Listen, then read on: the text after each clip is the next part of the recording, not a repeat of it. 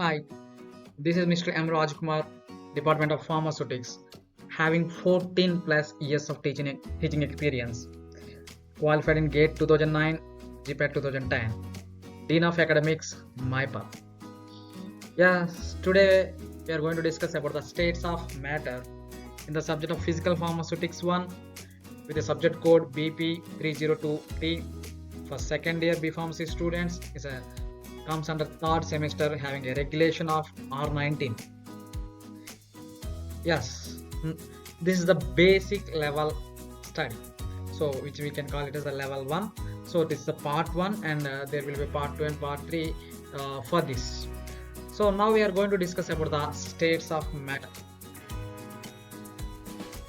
Yeah, so difference between various states of matter. There are different states of matter is there in the universe, like one is a solid, liquid, gas.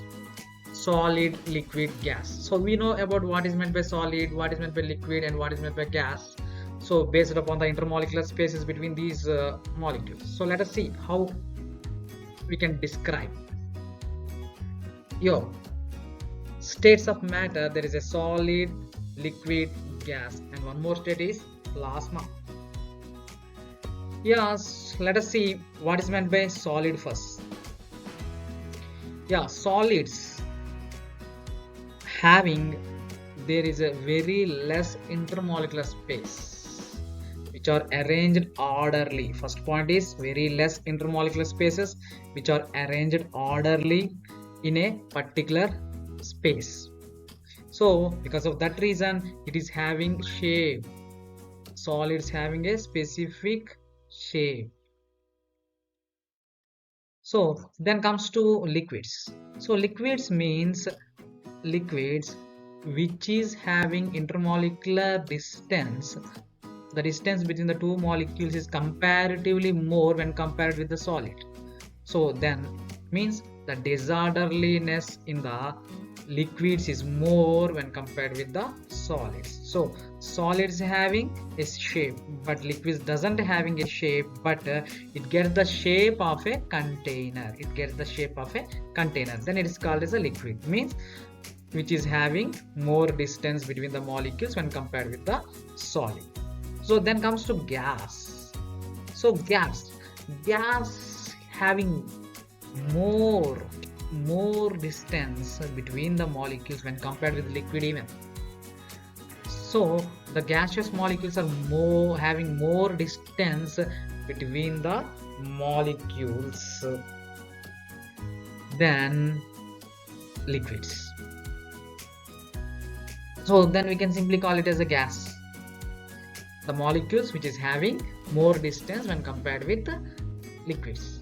And comes to one more state is called as a plasma state.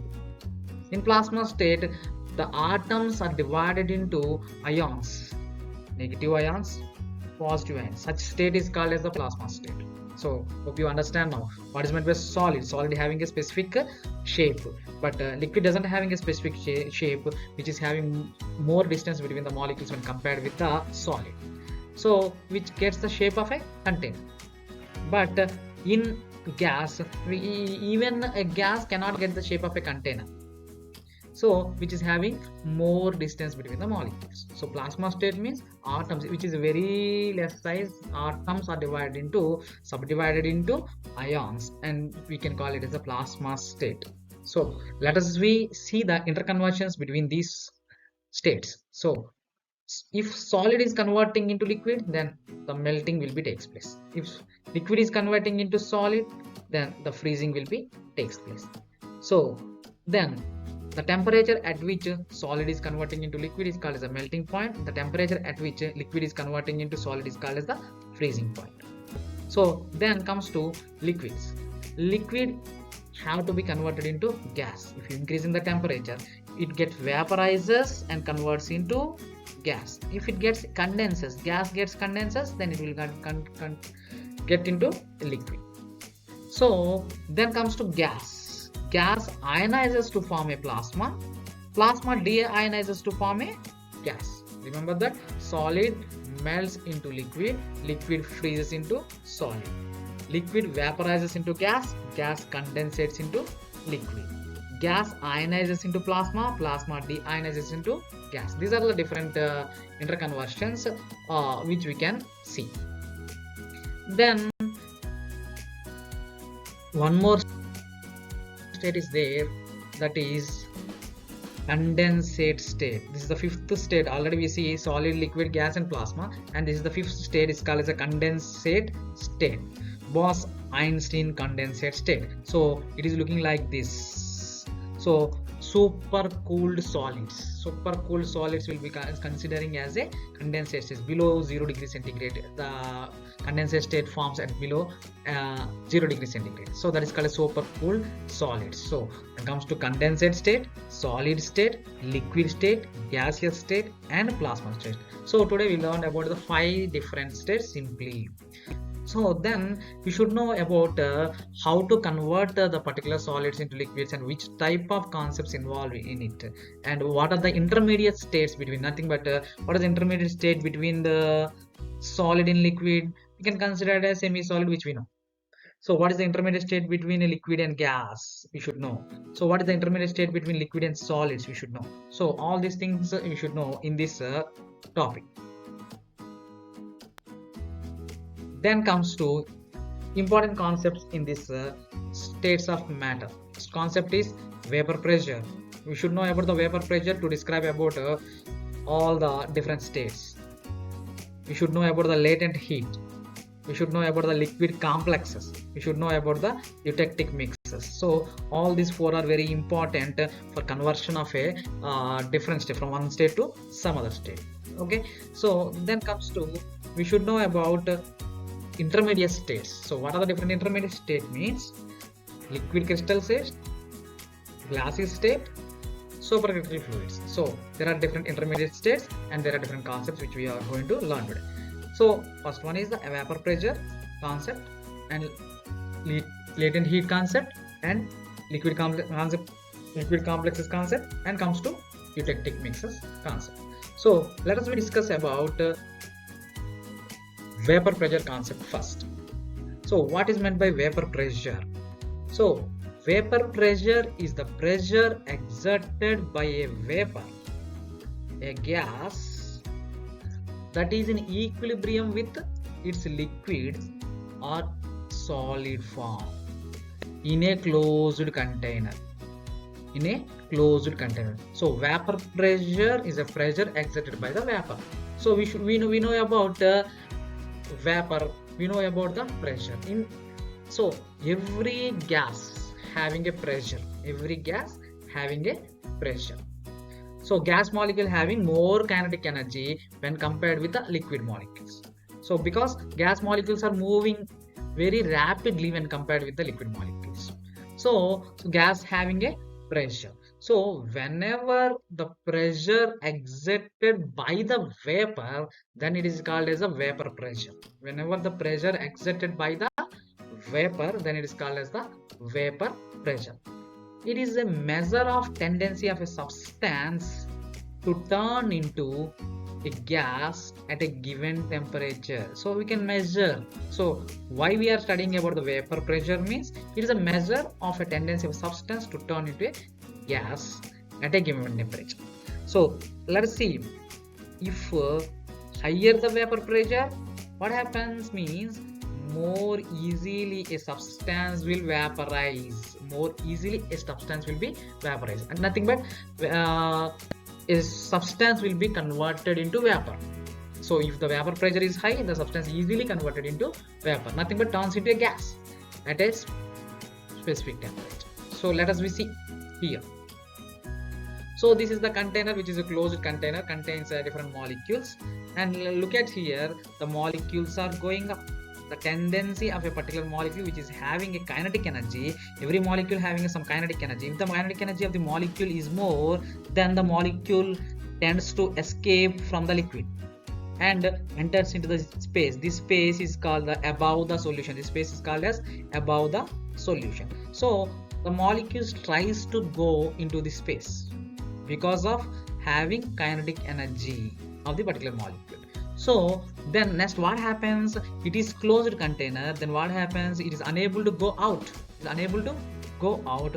Because of that reason it have to come again back, that will be condensated and come into the particular liquid. So let us we see what is the differences. So rate of evaporation equal to the rate of condensation, it is known as a dynamic equilibrium. Rate of evaporation is nothing but the molecules are going up is called rate of evaporation. So when the molecules are coming down, then it is called rate of condensation. If both these two are equal, then it is called as the dynamic equilibrium. So this is the pressure. Here the vapor exerting the pressure because of closed container, then the pressure is called as vapor pressure. So which is in equilibrium with the pressure exerted by the molecules which is there in the liquid, which is in equilibrium with the pressure exerted by the molecules which is there in the liquid. So that is called as the vapor pressure. So then what is meant by boiling point?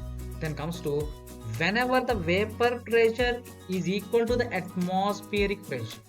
Whenever the vapor pressure is equal to the atmospheric pressure at a particular temperature, then we can call it as the boiling point. So in your intermediate we study simply what is meant by boiling point means. Boiling point means the conversion of a liquid into gas. So what happened there means, here vapor pressure is in equilibrium with the atmospheric pressure at a particular temperature, and such condition, such point or such temperature we will be considering as a boiling point. So then you know about now what is meant by vapor pressure, what is meant by dynamic equilibrium, what is meant by boiling point. Let us see. As the temperature increases, what happens? As the temperature increases, the vapor pressure increases. As the temperature increases, the vapor pressure increases.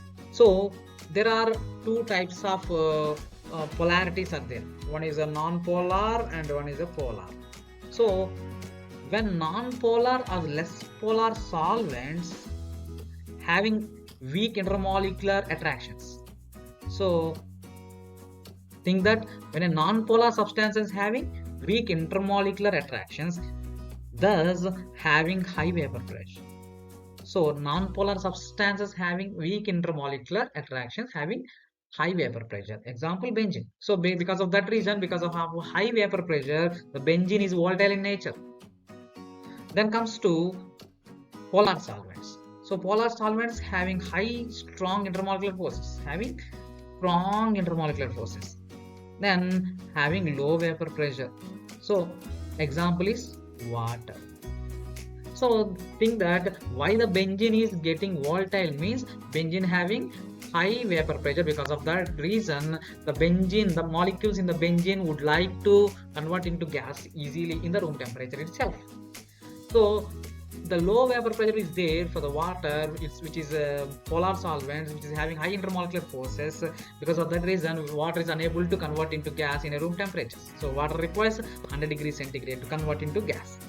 So why we are discussing all these things? So because of having a lot of applications in them. So what are the applications means? We can design aerosols. Aerosol products can be designed by using concept of vapor pressure. Then we can purify components. You can purify components by a distillation process. Then we can select an experimental conditions for freeze drying. If you want to dry freeze with a below temperatures, less temperatures like blood products.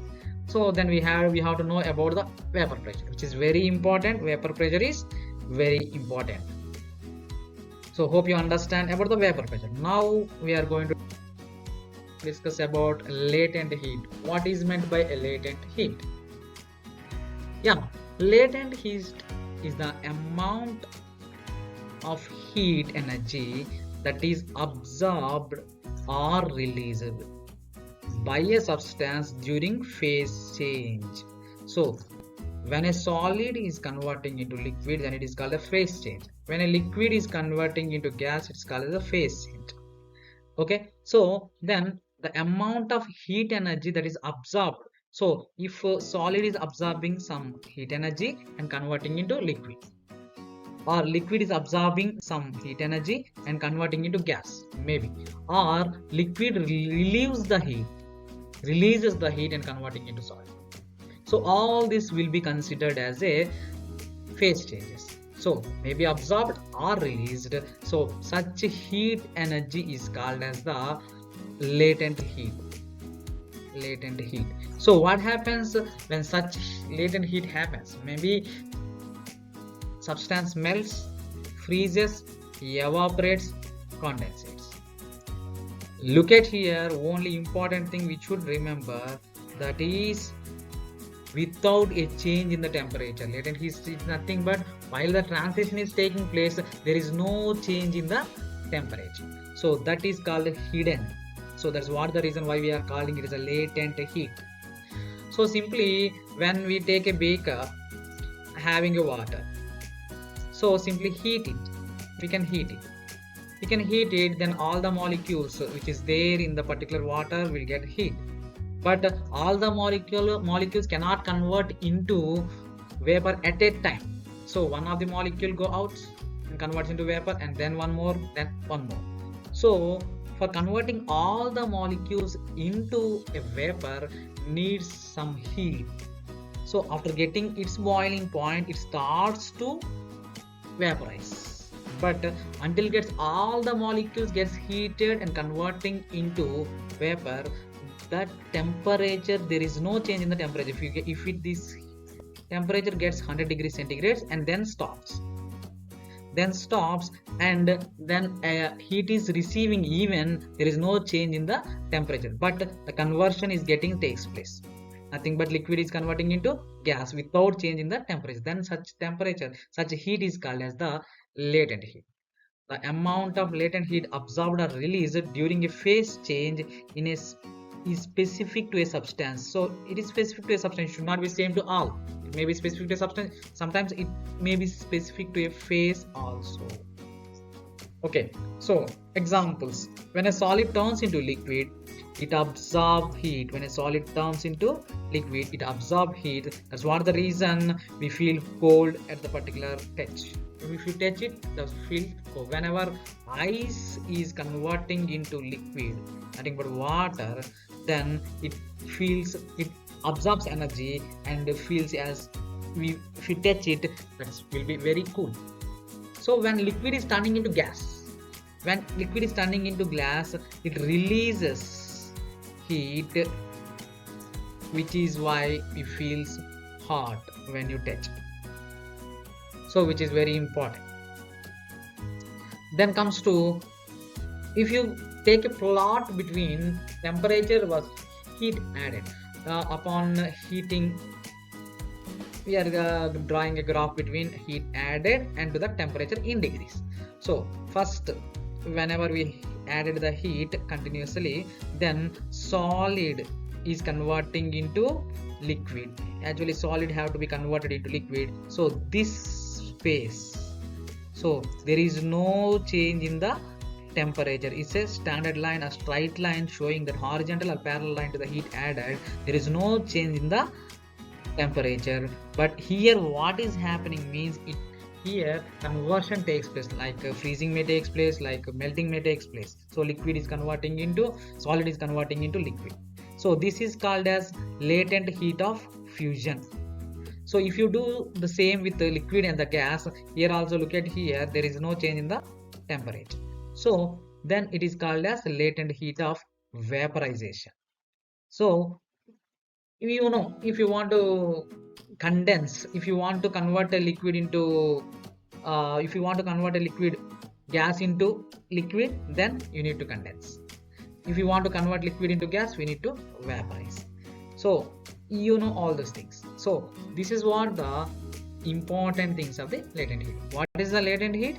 Simply there is no change in the temperature, but conversion takes place. So that is called as considering as the latent heat. Now we are going to discuss about liquid complexes. So what is meant by liquid complex?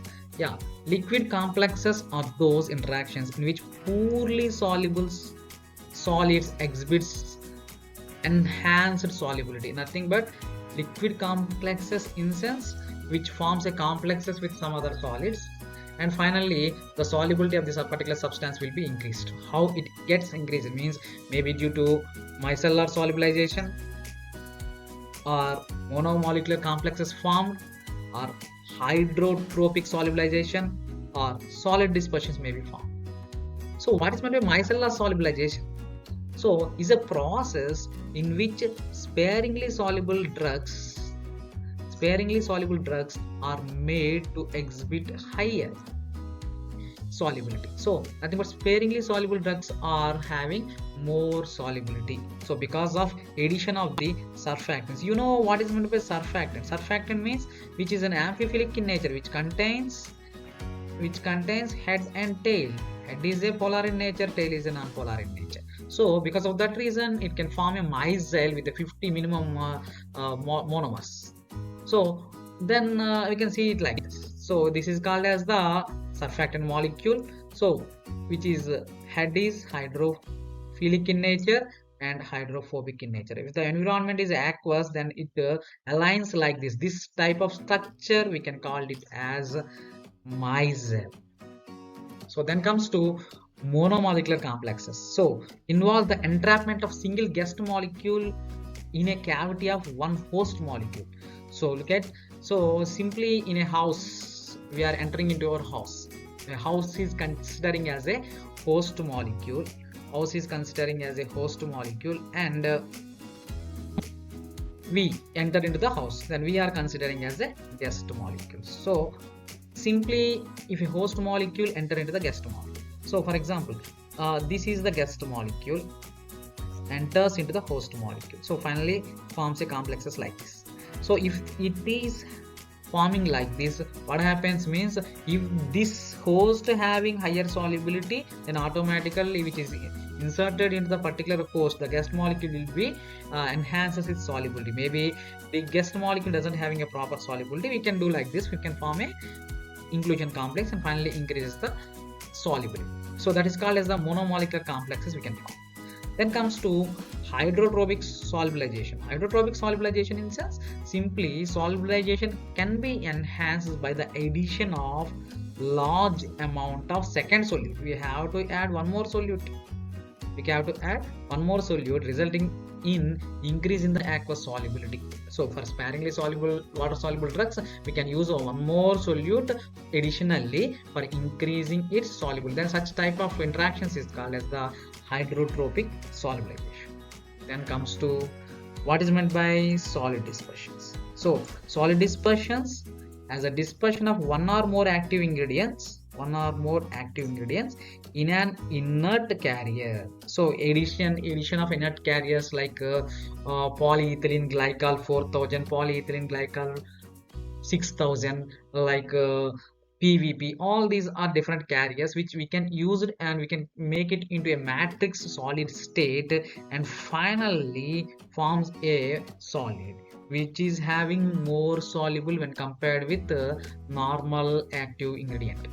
So we can prepare by melting method, we can prepare by solvent evaporation method, or combination of melting and solvent evaporation. There are a number of methods for the preparation of solid dispersion. Hope you understand that. So what is meant by liquid complexes? Simply liquid complexes means a solute or a substance is added into the liquid and finally forms a complex and the solubility of a particular substance will be increased.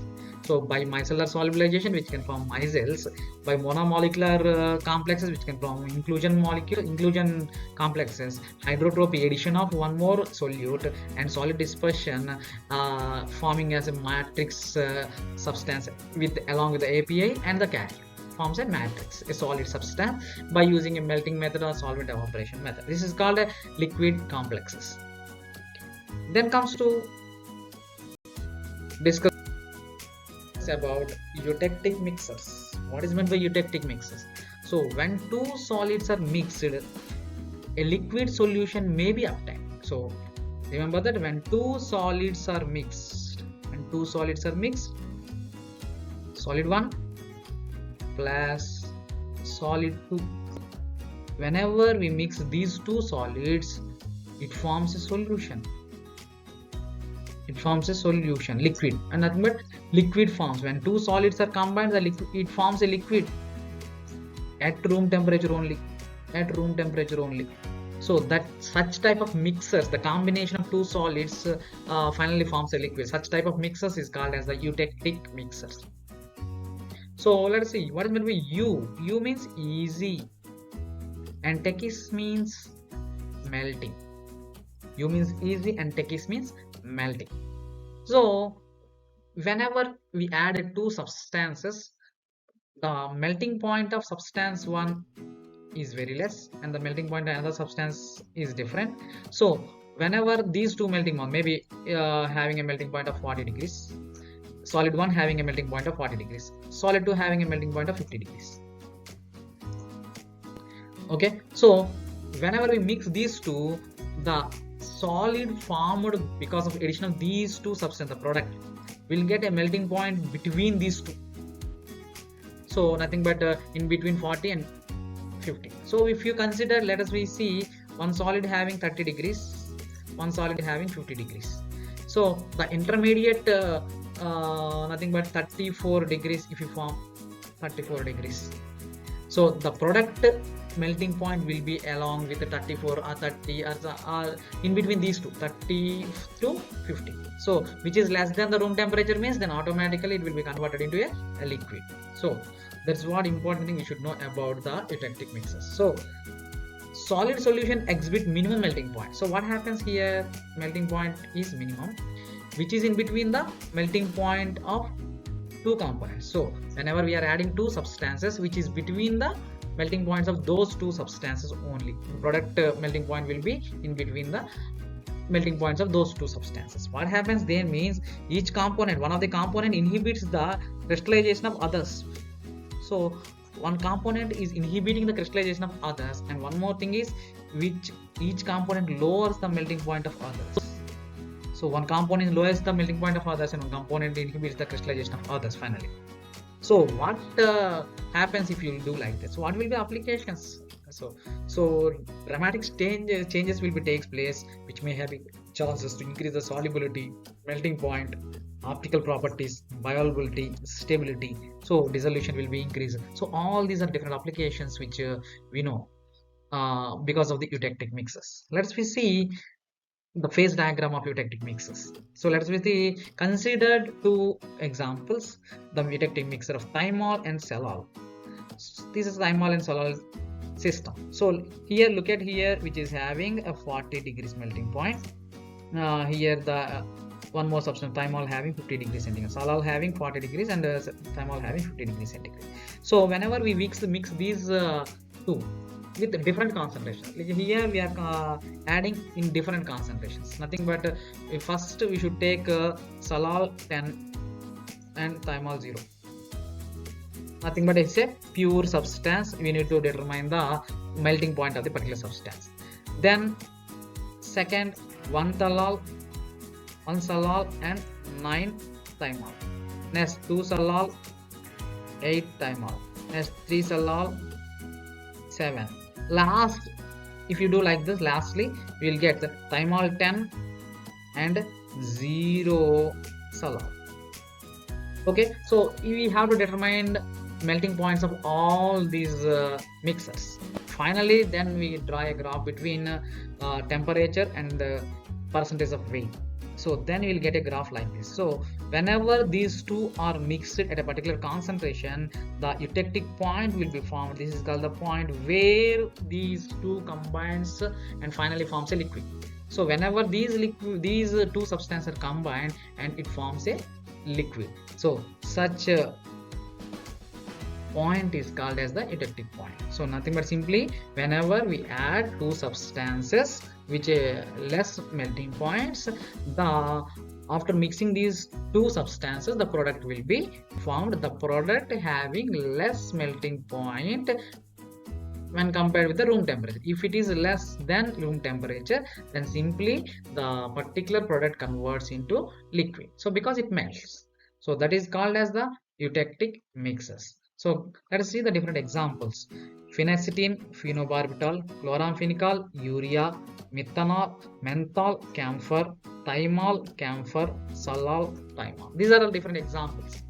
So one is phenacetin, phenobarbital, chloramphenicol, urea, menthol, camphor, thymol, camphor, salal, thymol. These are all the different examples. One is the active constant, and one more thing is the excipient maybe. So if you considered one is an active constant, active pharmaceutical ingredient, and one more is called as excipients. So whenever we add these two, it may be happen like that. And for this we will be having a lot of advantage. We can increase the solubility, we can increase the melting point, we can increase the optical properties, and we can increase the bioavailability also. We can sometimes increase the stability too. So this is the very important things which we have to understand. So thank you. We can see you in part 2. This is Mr. M.Raj Kumar. For customized coaching, contact Mr. M.Raj Kumar, Department of Pharmaceutics, qualified in GATE 2009, GPAT 2010. So you can contact me in WhatsApp 8121337080. Thank you.